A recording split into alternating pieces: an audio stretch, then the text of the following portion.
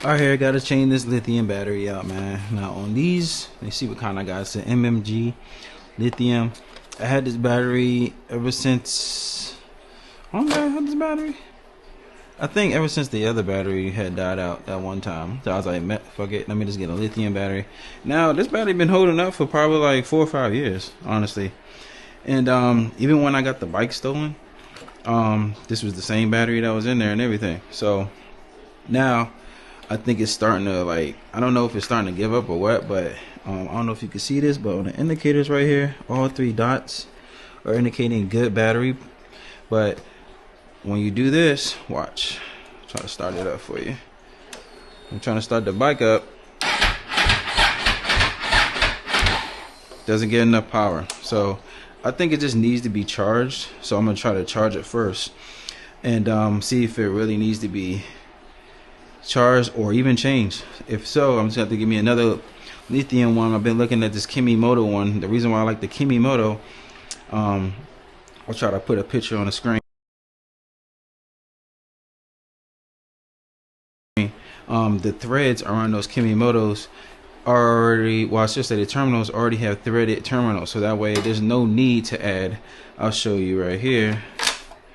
There's no need to add. It kind of looks like something like this, but it goes in between these terminals here. So I'll show you. It's not the same. It's actually square, the one that's in here, but I'll show you in a second. All right, so basically what it looks like right here is these things right here. These things keep the screws attached to the terminal, so that way when the screws get locked in, it also hits the terminal, which gives it charge to the battery. But with the Kimimotos, and you probably see some other ones, they already see, there's another reason why I don't like using these. And you see this just drops right out. There's nothing that really holds these things in other than the other side, which doesn't make any sense, because I feel like they should have put these little plastic pieces on this side, so that way if you tip it over, it doesn't just fall out. But instead they just put it on that side, like that freaking matters for some reason. But anyway, this is the reason why I don't really. These batteries are good, don't get me wrong. These are, it's real light, you know what I'm saying? It's not heavy at all. It gives you, takes weight off the bike. But at the end of the day, this is an inconvenience, because what if one of these just fall in there and get lost, and there's no way you can, like, I don't want to say there's no way, but it's going to be a pain to get it back.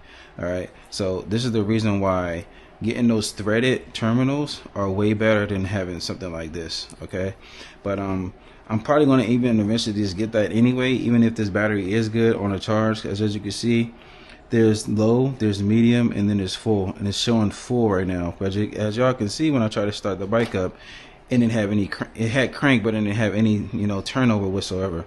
So I'm gonna see if charging it even more, or maybe these indications are not accurate, and maybe it's actually low.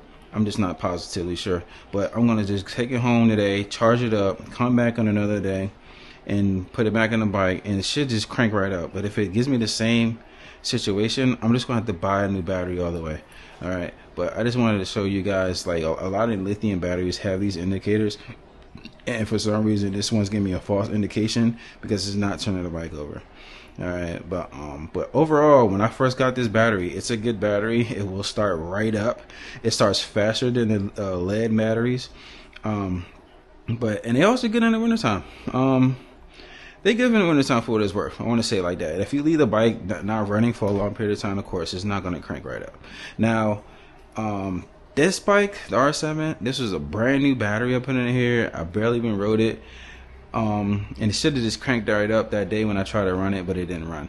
Now, the ZX6R, this cranks right up. Like, I don't even ride this bike. And it's a simple fact because it's Stoley's bike, and I try to, like, respect it enough to not even ride her bike, to a point where when she finally gets her chance to just be on the road with me, we can just ride together, and I'm not just like putting more miles on it, you know what I'm saying? But this bike's crank. If I wanted to start this bike out right now, it would just crank right up. All right, now this bike, even though I rode it for like a long period of time that day, I don't even know if it's going to crank back up. But we can, I would start it, but what's the point of starting it? Because all I'm going to do is build condensation inside the bike, and which is, I don't know, people say it's good. Some people say it's not good to do that, but it's just really no point in me starting it and just turning it back off just to create condensation. So anyway, But yeah, I just want to really talk about this lithium battery. These batteries are pretty good, but it just sucks when it doesn't come with those threaded things. So anyway, folks, as always, thanks for tuning into the channel, man. I just want to give you a little small talk about the battery, about the lithium batteries and lead batteries. Lead batteries are good because I feel like they're a lot stronger. But lithium batteries, they're pretty good too. I think the crank, when you're trying to just start the bike, it just goes right to crank. All right, but of course, lithium batteries do not come with those threaded terminals, so just keep in mind. But a lot of those lithium batteries that I showed you in the video, they come with those threaded terminals. I want to say more so the newer ones. Now the older ones are going to come just like mine's with no threaded terminals, and you're going to have that extra nut to even stick with the screws. All right, and that's a pain because when you're taking the bike out, like, you got to be extremely careful because those things can just fall right out, land somewhere you don't even know it's at, land inside the bike. It's a pain to get it back out. Probably got to break it down just to get a screw, which sucks. So as always, guys, thanks for tuning into the channel. This is F30 on 1, and I'll see you in the next one. Deuce.